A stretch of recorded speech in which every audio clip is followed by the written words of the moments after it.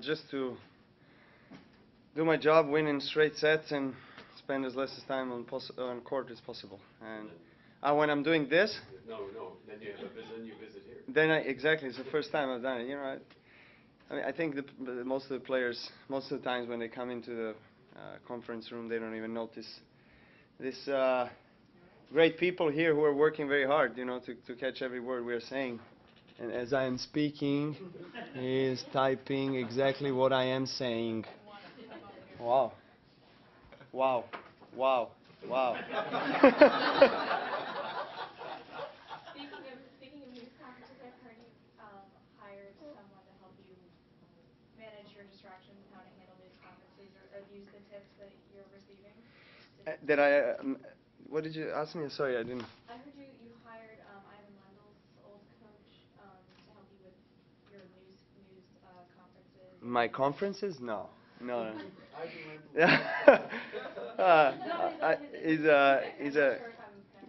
no, he's more into tennis court stuff, not really news and press conferences.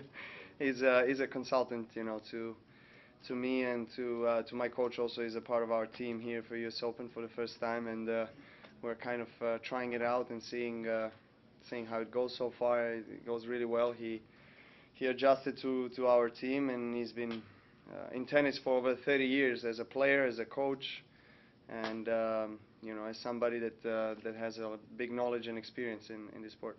It seems you're trying to go more and more to the net. What is the most challenging for you when it comes to net game? To hit a volley winner. I'm not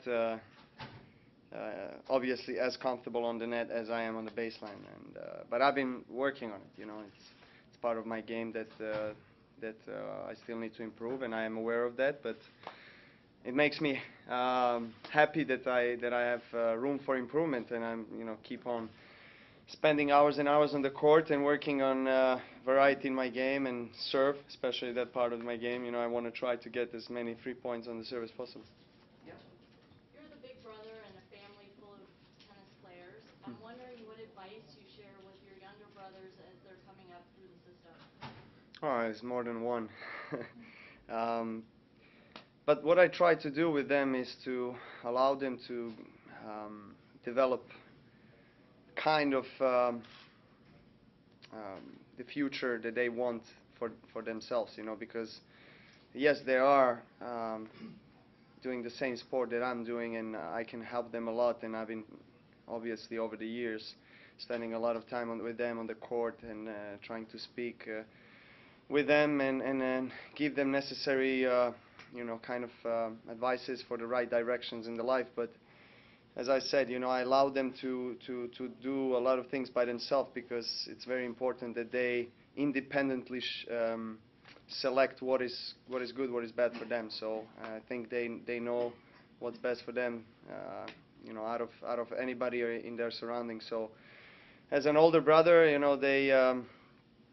they have all the facilities because I'm successful and we can afford, and a great team for them also. But it's a lot of pressure and a lot of expectations, because they are my younger brothers. So wherever they go, they have this in the back of their mind, and subconsciously it's a lot of pressure that they go through. So I hope they can play Grand Slams also one day. We can play all together. Did you watch later news regarding that photo the other day, and what do you see about the comeback he's making?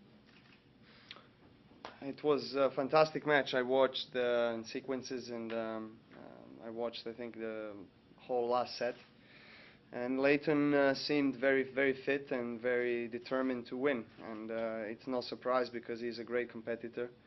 And you can always expect him to give his best and play his best, actually, even at this stage of his life, after going through a lot of injuries. When he's playing in the center courts of Grand Slams, that's even what he said on the post-match interview on the court. He said, "This is what I live for. This is what I work for," and he played that way. Yep. Novak, Anna Ivanovic had some great things to say about you. Recalled playing hide and seek with you as a kid, and then when there were bombings, that if you were on the court, if there was a match, you were allowed to go. ship, but you couldn't start a new one. Could you sort of bring to life what you wrote about in the book when the bombs actually were falling and your dad was calling out to you and you're wondering where your brother was? What was going through your mind as a kid at that time? I mean, it's well, those particular times that me and my fellow countrymen and colleagues and from Serbia have been through is definitely period of life that we don't wish anybody to experience. The war is the worst thing in life for humanity. Nobody really wins.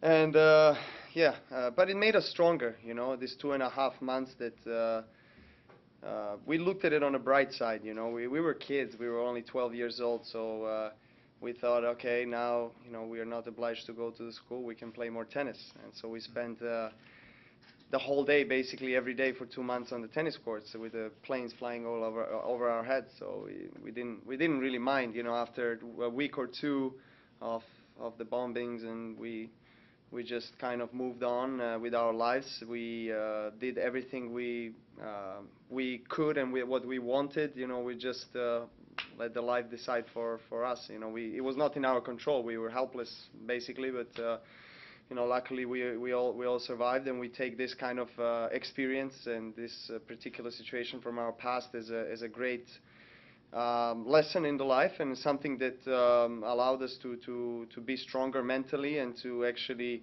understand what it is to basically have nothing, start from zero, from scratch, and then to arrive to where we are. So I think this kind of particular experience helped us to appreciate all the life values and everything that has been given to us by the life much more than we would probably if we didn't have this experience. If I could, when